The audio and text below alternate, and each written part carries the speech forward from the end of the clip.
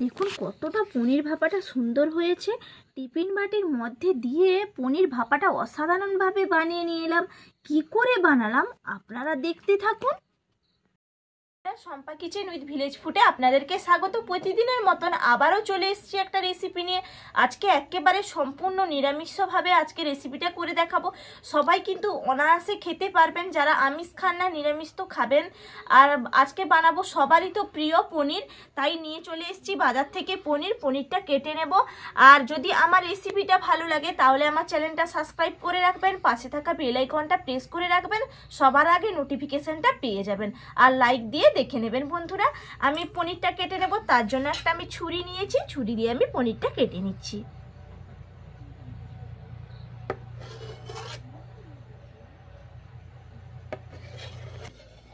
দেখুন আপনারা চাইলে লম্বা লম্বা করে কেটে নিতে পারেন, আবার চৌকো চৌকো করেও কেটে নিতে পারেন।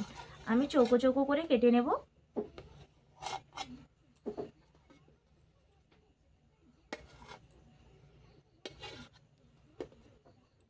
পনিরটা কাটা হয়ে গেছে। নিয়েছি চালমগজ, পোস্ত, কাজু বাদাম, এগুলো আমি বেটে আনবো। চলে যাই, আমি বেটে নিয়ে চলে এসেছি। আর এখানে পনিরটা যে কেটে নিলাম এটা আমি ভেজে নেব। অনেকেই কিন্তু কাঁচা পনিরের ভাপা করেন, কাঁচাটা কিন্তু খেতে ভালো লাগে না, পনিরটা ভেজে নিলেই ভালো। আমি ভাজার জায়গায় চলে যাচ্ছি। কড়াইটা বসিয়ে দিয়েছি, কড়াইটা গরম হয়ে গেছে। এখানে আমি নিয়েছি ঘি, আমি কড়াইয়ের মধ্যে দিয়ে দিচ্ছি ঘি। আপনারা চাইলে যদি ঘি না পান তাহলে সাদা তেলেও করে নিতে পারেন। আমি প্রয়োজন মতন ঘিটা দিয়ে দিলাম, ভালো করে গরম করে নেব। ঘিটা গরম হয়ে গেছে, আমি ঘির মধ্যে দিয়ে দিচ্ছি লবণ। লবণটা একটু নাড়িয়ে নেব।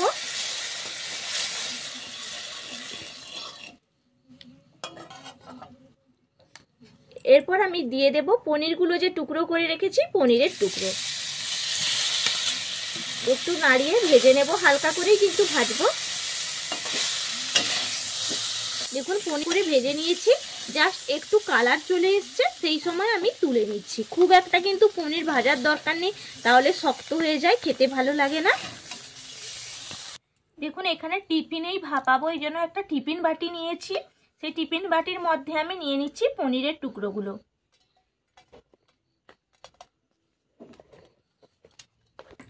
টিফিন বাটির মধ্যে ভাজা পনিরের টুকরোগুলো নিয়ে নিলাম।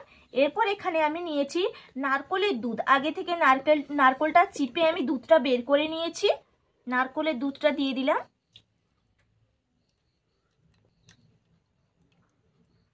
আর এখানে যে মিহি করে পেস্ট করে নিয়েছি কাজু বাদাম, চালমগজ, পোস্ত বাটা একসঙ্গেই বেটে নিয়েছি, এই বাটাটাও দিয়ে দিলাম।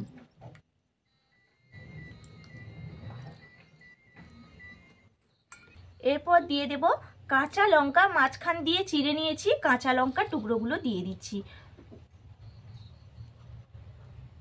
আর দিয়ে দেব সর্ষের তেল, যেহেতু ভাপাবো সেই জন্য একটু সর্ষের তেল দিতেই হবে। সর্ষের তেল দিয়ে দিলাম, 1 চামচ মতন সর্ষের তেল দিলাম।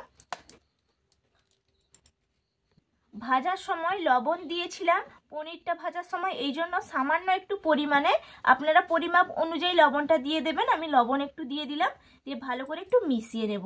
আর কিছুই কিন্তু দেব না, এটাই অসাধারণ লাগবে খেতে। আর আলাদা করে হলুদও দেব না, কারণ ভাপাতে হলুদ দিলে দেখতেও ভালো লাগে না আর খেতেও ভালো লাগে না, এই জন্য হলুদও দেব না। সামান্য একটু দিয়ে দেব চিনি, আপনারা চাইলে চিনিটা স্ক্রিপও করে যেতে পারেন। আমি ব্যালেন্সটা ঠিকঠাক হবে এই জন্য সামান্য 2-4 দানা আমি দিলাম। এরপর ভালো করে একটু ঝিকিয়ে নিচ্ছি, আর ওপর থেকে একটা ঢাকনা আমি চাপিয়ে দিচ্ছি। কড়াইটা বসিয়ে দিয়েছি, কড়াই গরম হয়ে গেছে। কড়াইয়ের মধ্যে আমি পরিমাণ অনুযায়ী দিয়ে দিচ্ছি জল। দেখুন জলটা খুব সামান্য একটু পরিমাণে দিয়েছি।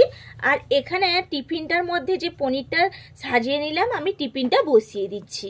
স্ট্যান্ড কিন্তু দেওয়ার প্রয়োজন নেই, অল্প একটু জল দিয়ে যাতে উপরে জলটা না উঠে যায় সেই মাপে আপনারা জলটা দেবেন।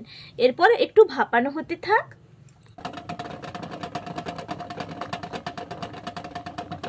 দেখুন জলটা টকবক করে ফুটছে। আঁচটা কিন্তু একেবারে মিডিয়াম রাখবেন, খুব বাড়াবেন না আর খুব কমিয়েও দেবেন না, মিডিয়াম রেখে ভাপানো হয়ে যাবে। দেখুন আমি ফিরে এলাম, এরপর আমি আঁচটা একদম বন্ধ করে দিচ্ছি আর আমি উঠিয়ে নেব। একটা ছান্তা নিয়েছি, ছান্তার সাহায্যে আমি তুলে নিচ্ছি, কারণ গরম তো। দেখুন এরপর আমি ঢাকা চাপাটা খুলে নিচ্ছি।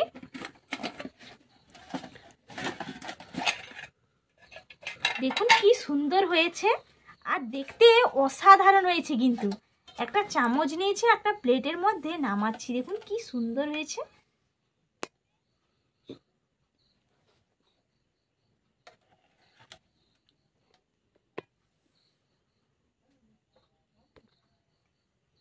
দেখুন কি সুন্দর হয়েছে, একেবারে মাখো মাখো হয়েছে। আর দেখতে তো আপনারা দেখেই বুঝতেই পারছেন যে কতটা সুন্দর হয়েছে।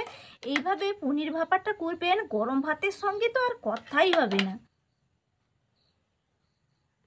পুরো পেঁপাটা আমি নামিয়ে নিয়েছি, আর দেখতে দেখুন কতটা সুন্দর হয়েছে, আপনারা দেখেই বুঝতেই পারছেন। এইভাবে বানিয়ে গরম গরম ভাতের সঙ্গে পরিবেশন করুন আর বাড়ির সবাইকে চমকে দিন।